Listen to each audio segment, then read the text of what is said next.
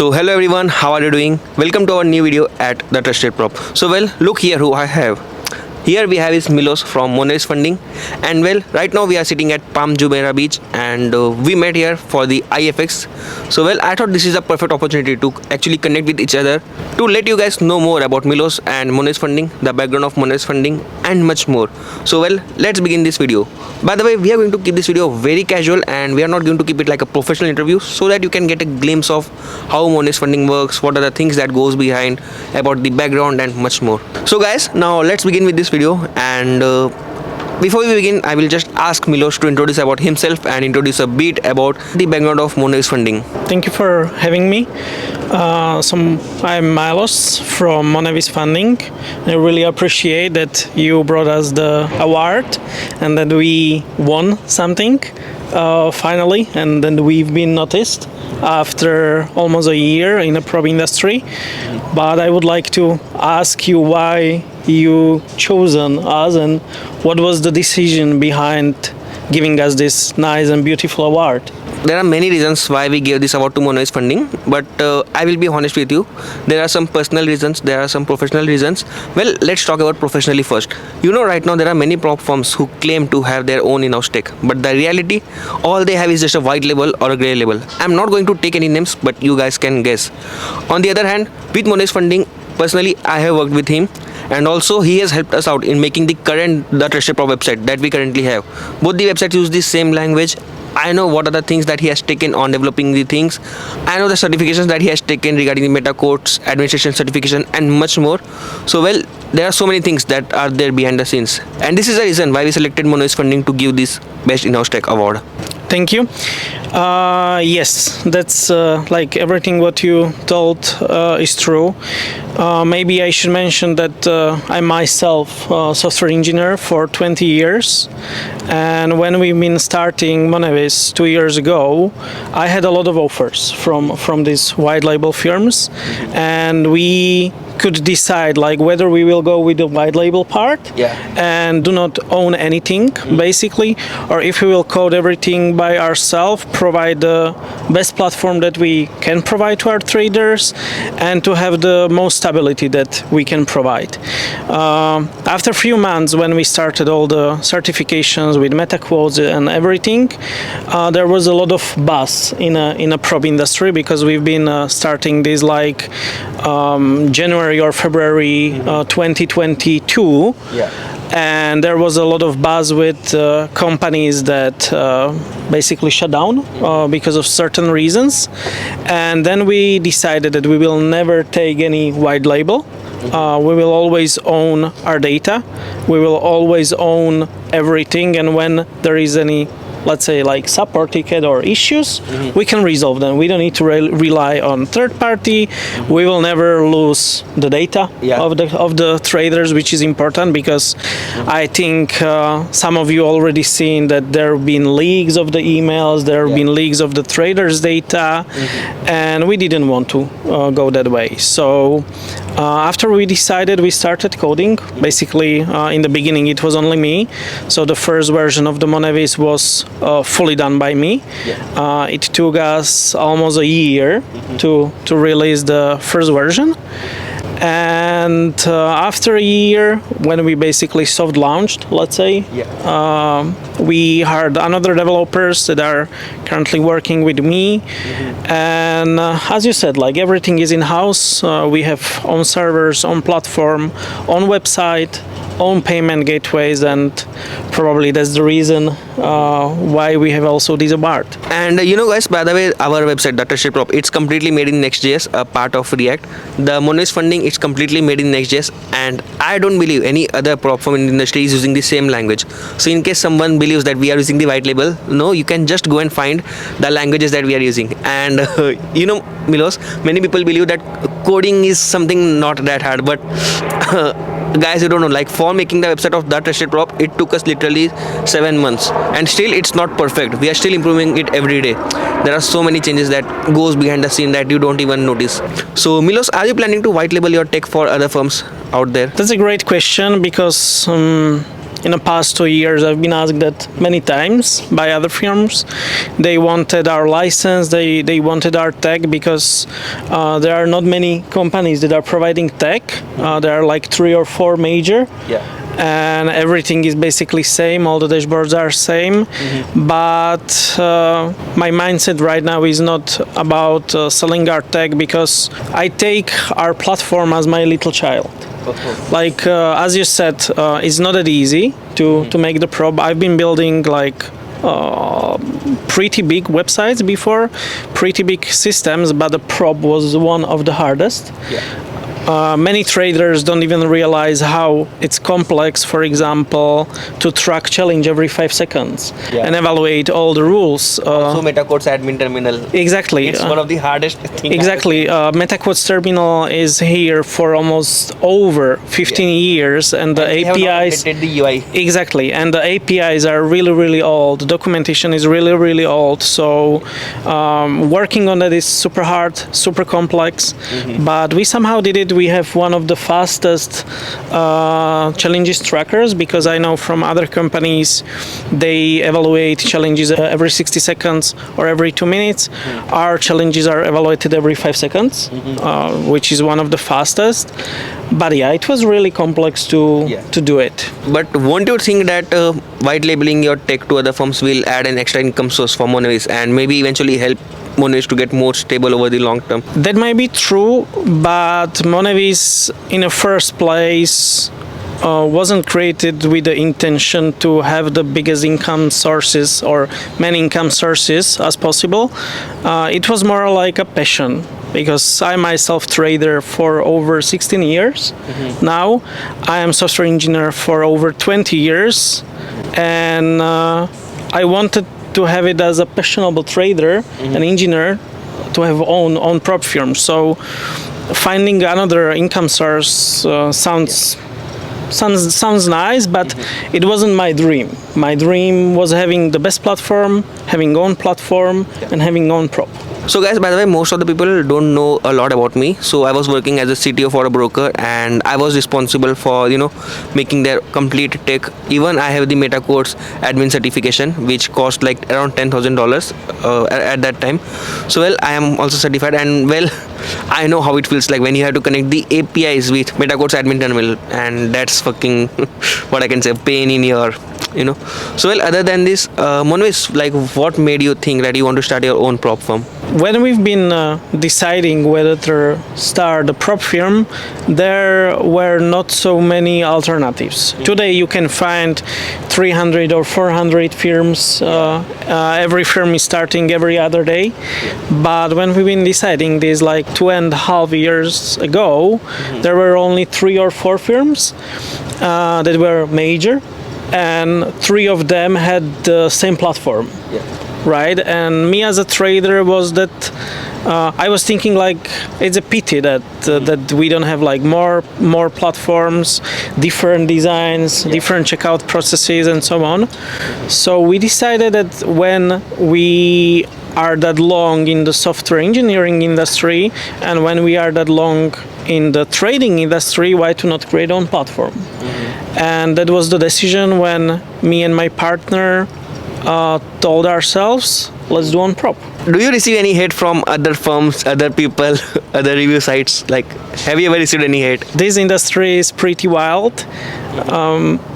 It was in the beginning. It was pretty unusual for me, because you probably know the biggest firm. They are very close to us. I mean, close in term of geography, because they are from Czech Republic, and they are the biggest. And when we started our own prop firm, they were for me like the leaders, and I was like watching to them as like big fathers of the prop, and I was like appreciating their work, and also I was appreciating work of other firms. But soon when we started to grow, other prop firms didn't take the path of like building the success, but they want to build success on the hate of other prop firms. And this is something that I fully don't like. I've seen a lot of discussions on Twitter, on Facebook. Some companies even hire people to, for example, put negative Trustpilot reviews that are not genuine. And I really don't like that. I never have done that, and I would never do that. Even if I would be fighting for first place for 10 years, I would never, for example, pay for negative reviews to our competitors. I would rather find a way how to be better. And by the way, what I personally believe, there are two categories of firms that I believe. One firm is that is completely professional out there. So I will be taking the names like Top Step. We have the Funded Next. We have My Funded FX. So these are the firms, FTM. So these are the firms that are completely professional when it comes to their operations. And then second, we have the firms who are more into casual way. Yes. I won't be taking any names, but more into casuals and not into a complete professionalisms.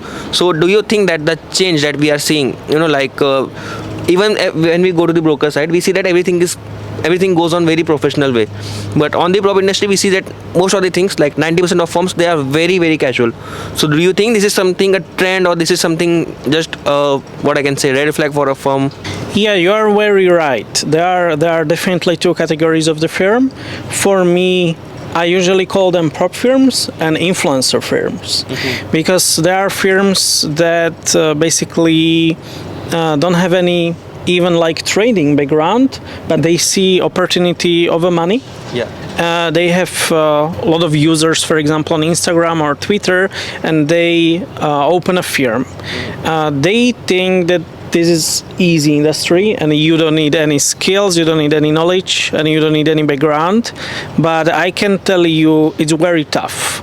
It's very tough in analysis, it's very tough on operations, and we already seen that a lot of these firms ended this year. Yeah. And my humble opinion is that they will not survive, not because of money. A lot of companies that are being, for example, run by influencers are making even more money than those professional firms. Like, we've seen firms that have been doing payouts of 3-6 million a month after 3 or 4 months running, but then they ended. And that's the reason, because you need a lot of knowledge. Yeah. You need a lot of trading background to, for example, assess risks of traders, whether through A-book them or don't A-book them. You need a lot of knowledge about how to run a cash flow, because this industry and payouts, it's not easy to handle everything. So I think in 1 or 2 years, all those firms will die. Not because they wouldn't have sales, but I think they will not handle that pressure, and they will not have enough knowledge. And many people see the payouts of the firms to actually decide if they want to go with that firm or not. So we have many websites like Payout Junction and other different sites that actually track the payouts of different firms. And what I have observed is that to manipulate the numbers, many times firms, they just internal transfer their own money within Rise. Do you think that traders should rely on these payout numbers to select a firm if they should go or not? Because recently I have seen like 3 firms, that's my personal experience, that were showing like 4 million, 3 million, more than $500,000 of payouts, and then suddenly over the night they just went away.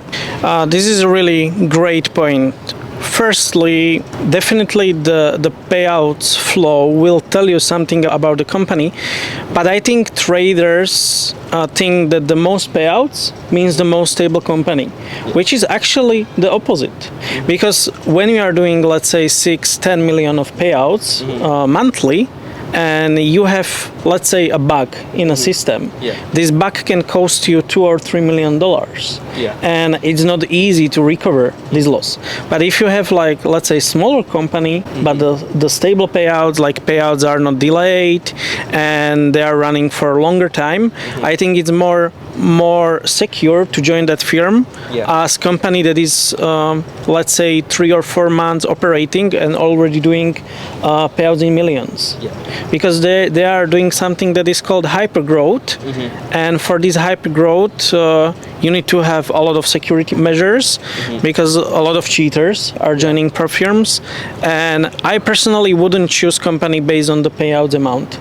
I think it can be faked, that's the first, and secondly, it doesn't tell you if that company is stable at all. It just tells you that they can sell more in the beginning, maybe because they have good marketing, maybe because they have good user base, but it doesn't tell you the stability of the company. So has anyone ever tried to cheat at Monevis funding? We had several cases. We weren't targeted by those cheater groups that I'm aware about, but we had several cheaters that I personally caught, and they even personally told me that they've been doing that, and it's usually the reverse hedging, like they try to hedge positions with the friends or on fake KIC documents, but usually we just settle down with those traders, for example, at least refund of the challenge and tell them like this is not allowed and you are not allowed to trade anymore with Monevis, but we didn't have many, but I know that there are. Yeah. And it's a big issue, and it will be a big issue in the future. And this is something that I believe is a pros of having a white label tech, because if you have a white label tech, you can actually figure out that who are the ones who are actually reverse hedging across multiple firms. So do you think this is something that can be a con for Monevis funding? I don't think that's true, because even if you are using white label, you have fully separated deployed instance of your own tech, and they don't share data between companies. And I've heard from many traders like, oh, you bought data from that company because they are using that label tech. It's not true. Like, you are not able to buy data of other companies, and you are not even able to share the data between firms that this trader is banned or something similar. And this is really important to emphasize. Like, people think that I can make a call and ask other prop owner like who I should ban, and it's not like that. So I won't be taking the name, but there is a tech provider, and I know a few guys. So let's say if you get banned from one firm, I have seen them getting banned by almost 20 to 25 firms. So what's your thought on this? Usually, if something like this happen, and I had personal cases like that, usually those traders are not fully clean. Okay. Right? So I've had cases when people asked me, I've been banned like on 15 firms, can I join Monevis? I told them, why not? Because I didn't know them at all. I didn't have any track record, so I always told them, join Monevis, why not? But then when we've been doing KIC with those people, they failed also with us. Oh. And they failed, for example, because they had fake documents. They've been using documents on brother, sister, and so on. That's really common. So I would say 90% of those cases that you see on the internet, usually it's not like a fully innocent trader. I know that there are cases that innocent traders are being banned just because of the decisions of the firms, but majority of the cases there is something wrong. And right now there are more than 24 of prop review sites out there. And what I have personally observed is that most of these, like 99% of these review sites, they promote only specific numbers of firms, and you will be finding like 10 to 12 firms that are repeating. So do you think a prop review site, let's say the Trusted Prop, should actually go and cross verify a firm? Let's say it's Monevis funding, you have been operating for more than a year right now, so we should go verify, although you guys are new, but we should be verifying it and then supporting new firms. What are your thoughts on this? Like, as a prop review site, you should be supporting new firms but verifying everything, or you should stick to only the ones that are proven by track record for more than 2 or 3 years? Yeah, that's a great question. I still think, and I still believe, and I definitely even know that there are few firms that are not that big right now, that are not, let's say, listed or verified on other companies, but are pretty solid. It's really dangerous when we will basically set aside those small firms, because what will happen is that prop review sites will have a monopoly on the market, and they can even cheat the traders, as you mentioned. Like, if you have 5, 6, or 10 companies everywhere just listed and everyone is pushing just them, they can basically do anything. They can control the industry, they can introduce new rules, and basically they will always do that, and the small firms will never have a chance to even make a competition to them. And as in every business and in every industry, competition is very important. Because if traders don't have an options to choose, the company can do basically anything. They can tomorrow they can decide that the profit target will be 20% on a phase 1, for example. when those 10 companies will implement that, traders will be lost, Yeah. and they will not be able to do that. So I think it's really important to take a look on firms that are running 6, 8, 12 months. Yeah. They definitely need stricter checks. Yeah. It can be just like my friend said that company is nice. You should probably buy a challenge with them. You should even reach a funded account, reach a payout.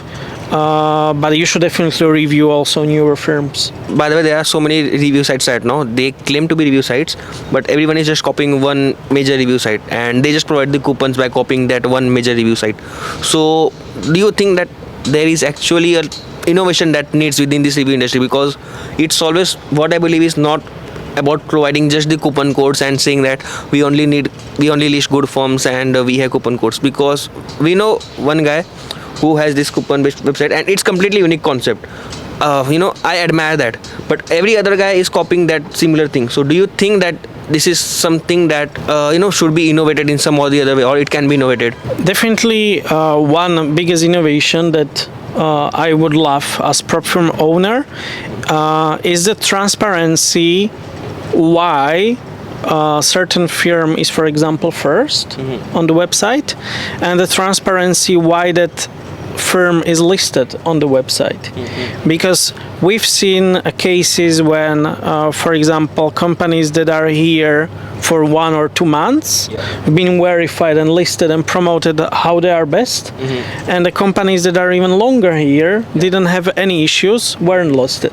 And for me, that's not transparent. Like, we need something that will tell you company needs to meet this criteria, and if they will meet that, they're automatically verified. I understand that those review sites are doing affiliate and they are making money. It's completely fine. It's a business model, but you shouldn't decide decisions based on which company is doing more sales. And I don't know if you know or not, there are a few review sites that charge like 50k, 100k a month, and maybe I think so you know the name. So have you ever got any offer, and have you ever decided to go with such offers? That's a really interesting question. Definitely, I've got offers. I've got offers from all the major review sites, and as you can see, you will not find us on any on those sites for obvious reasons. I will never pay for a place on a review site. I know that it might probably boost us in reach, but I didn't make Monevis to pay their place. I want to be, let's say, like the top. You mentioned one company already. I want to earn my name.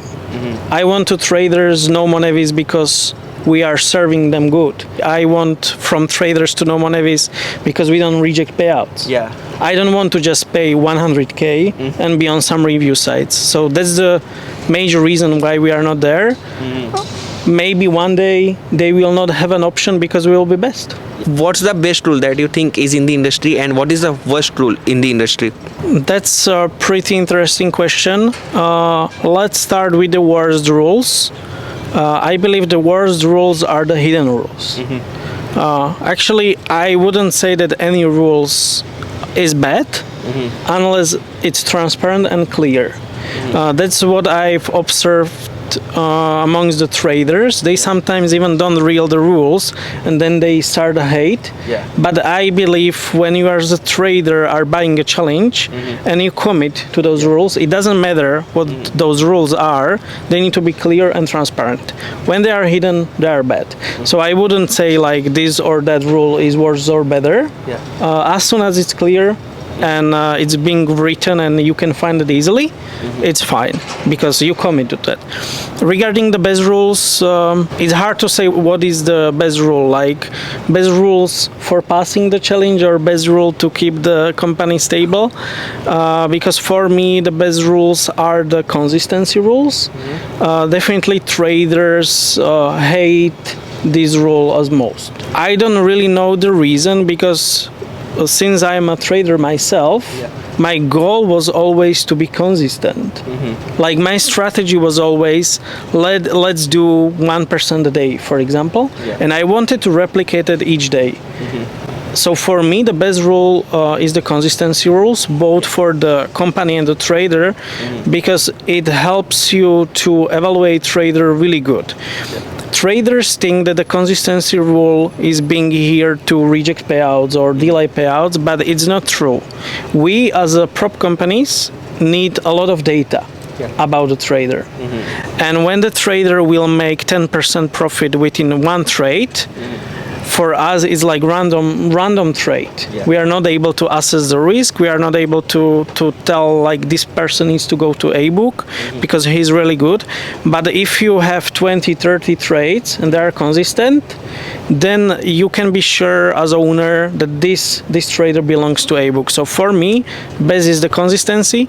We don't have these rules just because traders probably don't understand why this rule exists, so we don't have it. And like, what about the haters on social media? How do you handle with them? Luckily, we don't have that many haters because we didn't have so far any issues.